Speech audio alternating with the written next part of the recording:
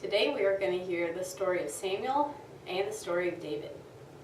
The last couple of weeks we've heard the story of Moses and the story of the tabernacle.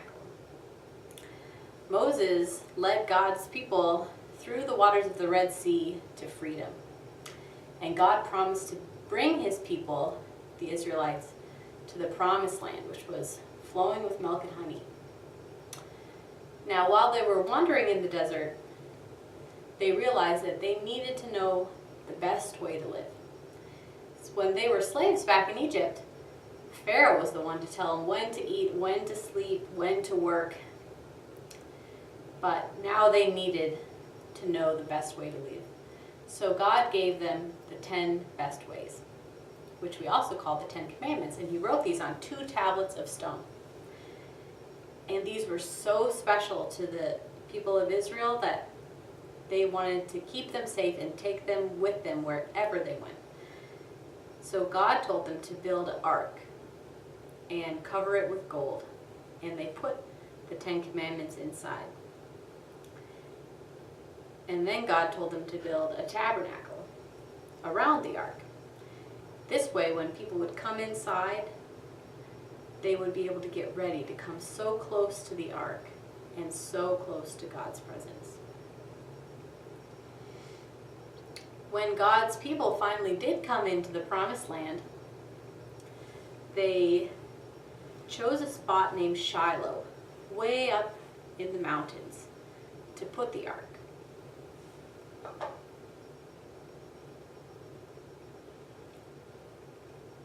And they built the tabernacle around it.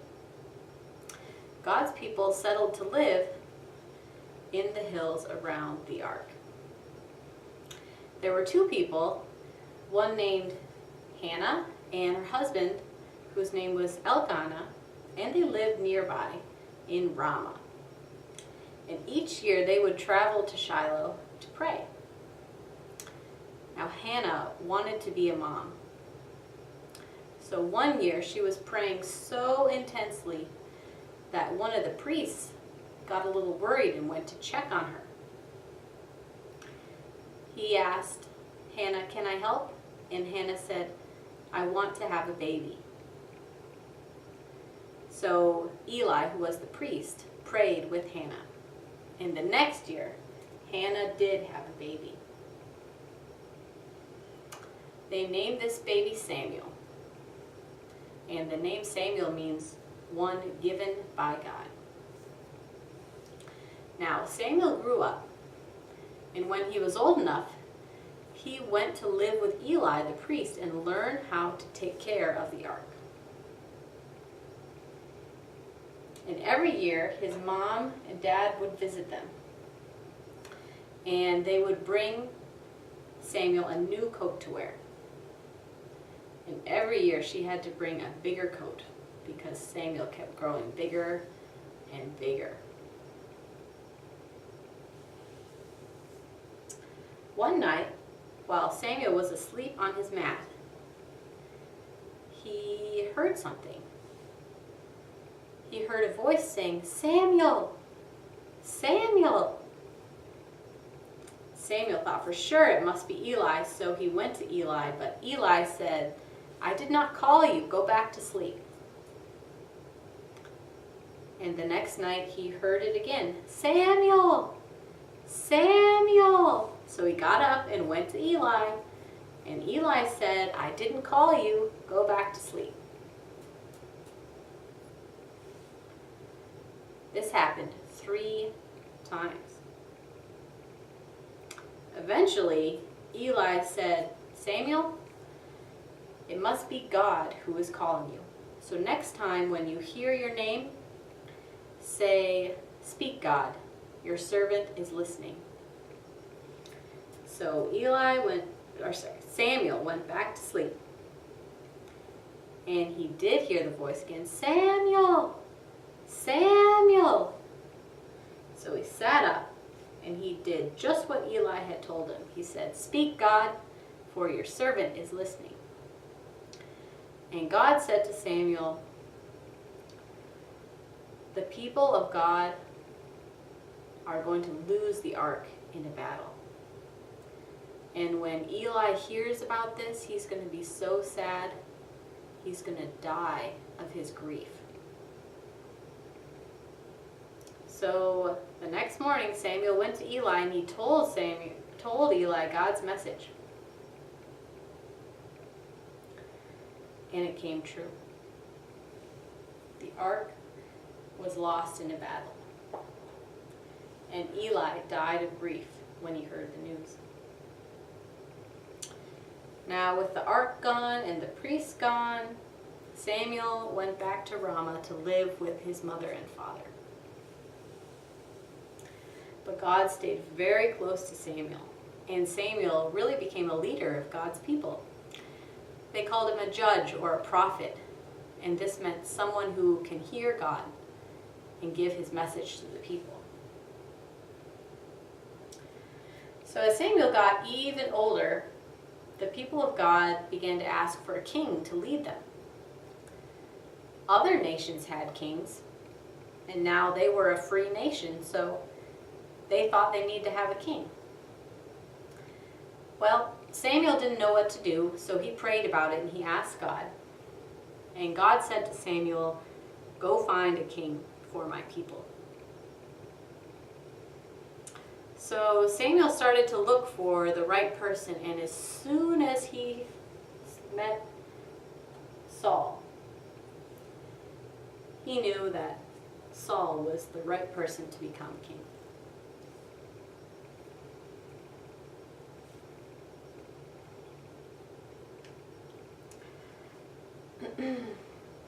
So Samuel anointed Saul as king over the people of Israel.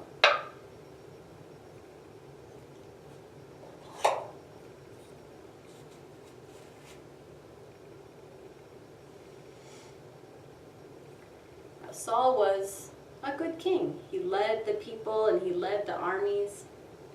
But over time, Saul started to make some wrong choices.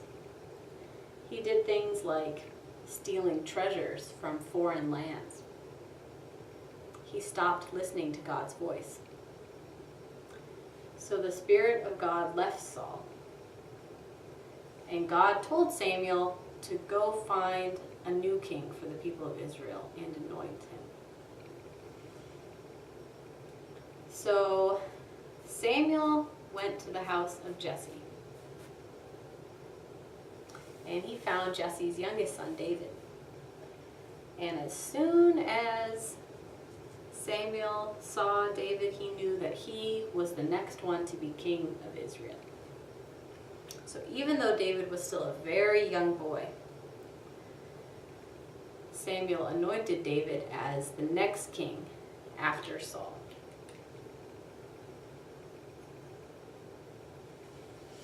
When all of Samuel's work was done, he went back to his family in Ramah.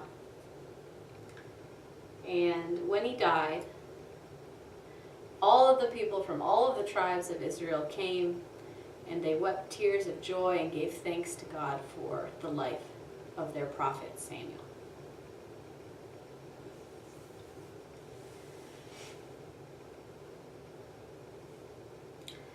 Now, I wonder how Samuel felt when God first started talking to him as a young boy.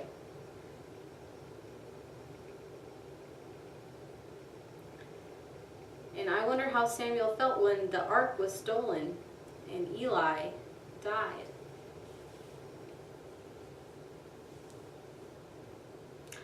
I wonder how Samuel knew that Saul would be the first king. And I wonder how Samuel knew that the little boy David would be the next king.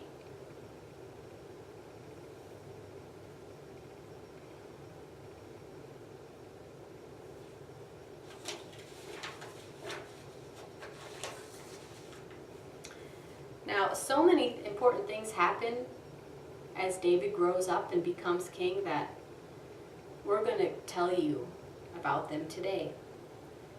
We cannot wait until next week. So as we hear about the story of David growing up and becoming king, I want you to listen. Listen carefully and watch. Watch for things about David as a young boy, about how much he loved music and how courageous he was. Listen and watch for things about David as a grown man, when he is going to recover the ark that was stolen. Listen and watch for things about David when he makes mistakes, just like Saul did, and how David is different and he asks for forgiveness, and how David continues to obey God. So this is the story of David. When Saul got older and it was getting close to the time for David to become king, Saul often became sick. And David loved to play the harp.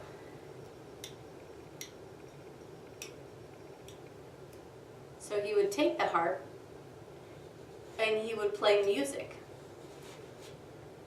for King Saul. And this music made King Saul feel better. During the same time when David was little, there was a great war. A people called the Philistines wanted to take the land away from the people of Israel. Now remember, the Israelites had just been slaves back in Egypt, and they did not want to become slaves again, so they lined up to fight the Philistines.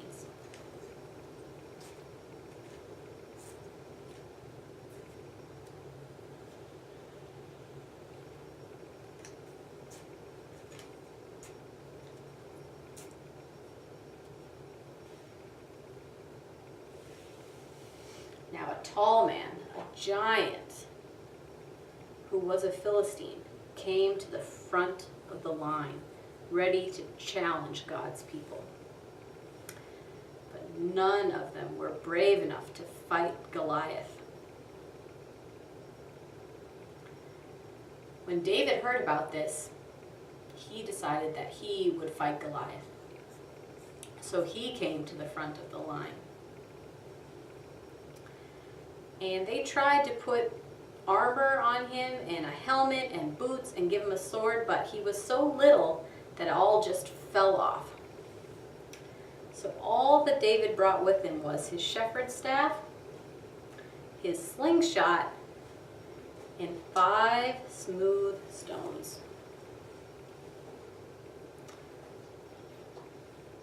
You see, David was a shepherd and he took care of his father's sheep. And when a lion or a bear would come and try to kill the sheep, David would just take a stone and put it in his slingshot, kind of like this, and aim at the bear, and the rock would fly and hit it and kill it, and the sheep would be safe. So David thought if he could get a bear with his slingshot, maybe he could get Goliath. And he did. And Goliath came down. And the people of Israel always remembered David's bravery. And when David grew up, he joined the army. King Saul had some sons in the army too. One of these sons was named Jonathan. And David and Jonathan became very good friends, and they would protect each other in battle. Now King Saul became a little jealous of David, because David was so popular and such a good fighter, and everybody remembered his bravery, that he just wanted to get rid of David. He thought he even wanted to kill him. So Jonathan went to his father and explained that David was his good friend and that he was really a good man. But Saul didn't really listen. So Jonathan went back to David and told David to run away from his father Saul. So David did, and he hid in the desert for a long time. While he was gone, there was another war with the Philistines, and all of King Saul's sons, and including Jonathan and King Saul himself, went out to help in the fight. This time, King Saul and all of his sons were killed in the battle. Now it was time for David to become king. So David came back. And all the people from the tribes of Israel gathered around.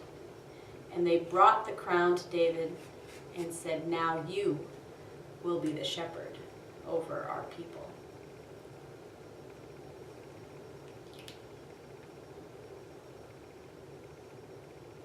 One of the first things David did was to go to the city of Jerusalem and make it into a city of David for all the people of Israel to come and live. At this time, the Ark of the Covenant was still missing. And David knew how much God's people loved the Ark of the Covenant and the 10 best ways that were inside. So he went back to the Philistines because he remembered it was lost in a battle to the Philistines. So he went and he brought it back.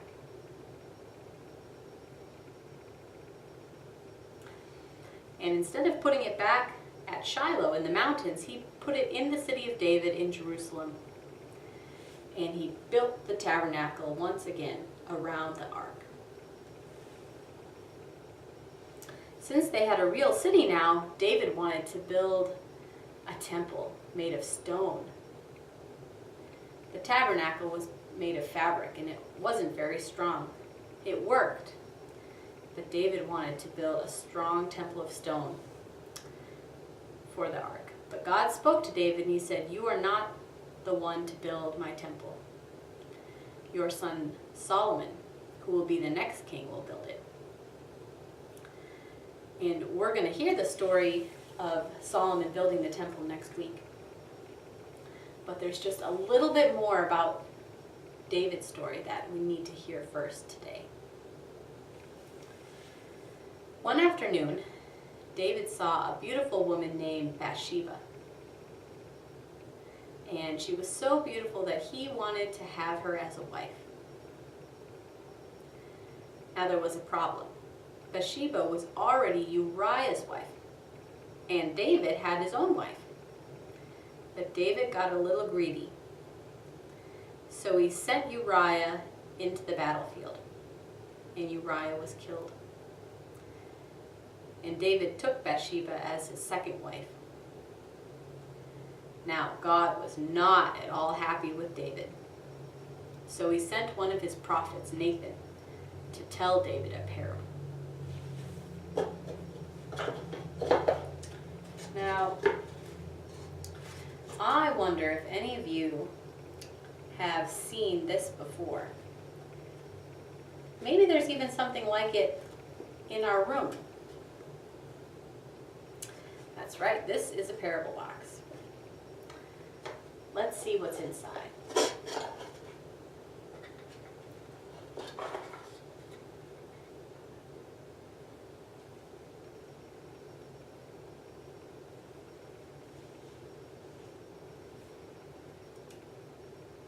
This is the parable that Nathan told David.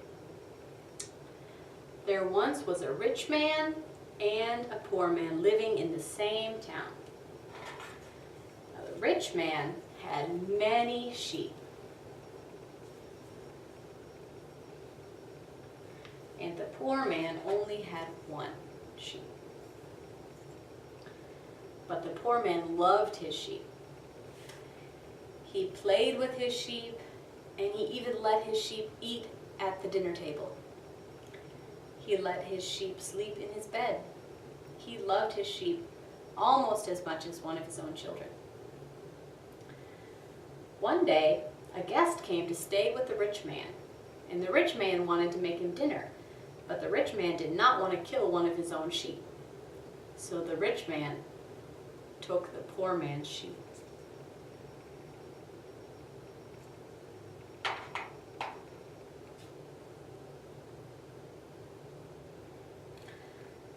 Now, when David heard this parable, he said to Nathan, "I am so mad at that rich man.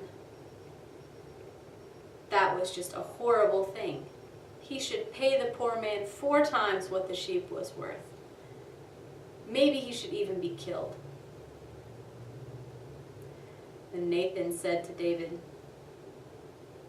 "You are that rich man."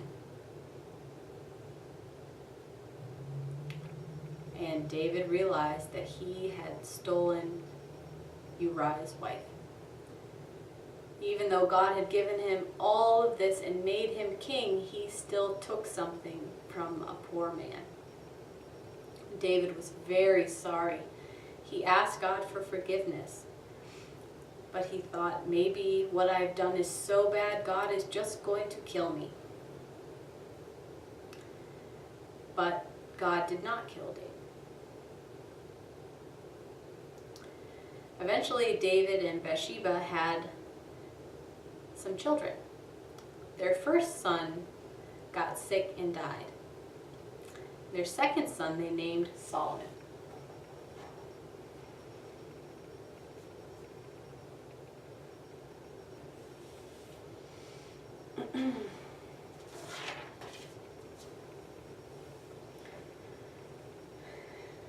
David was not a perfect king.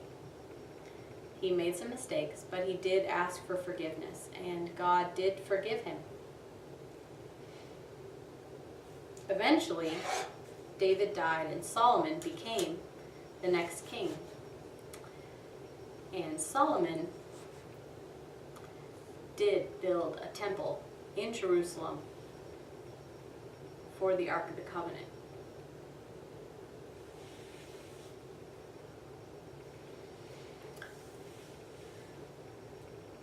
Now I wonder what part of this story you liked the best.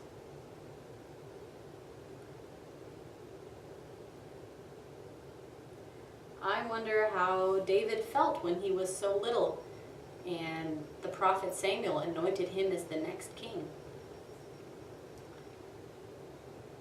I wonder how David felt when Goliath was challenging God's people and he took his slingshot to fight him.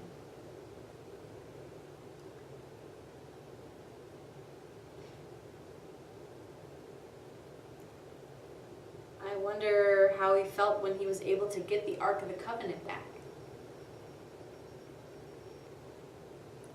I wonder how David felt when Nathan was telling him that parable.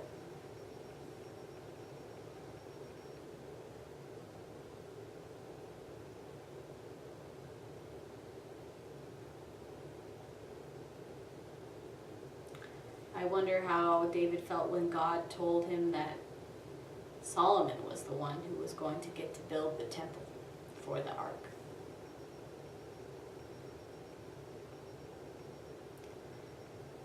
I also wonder where you are in this story.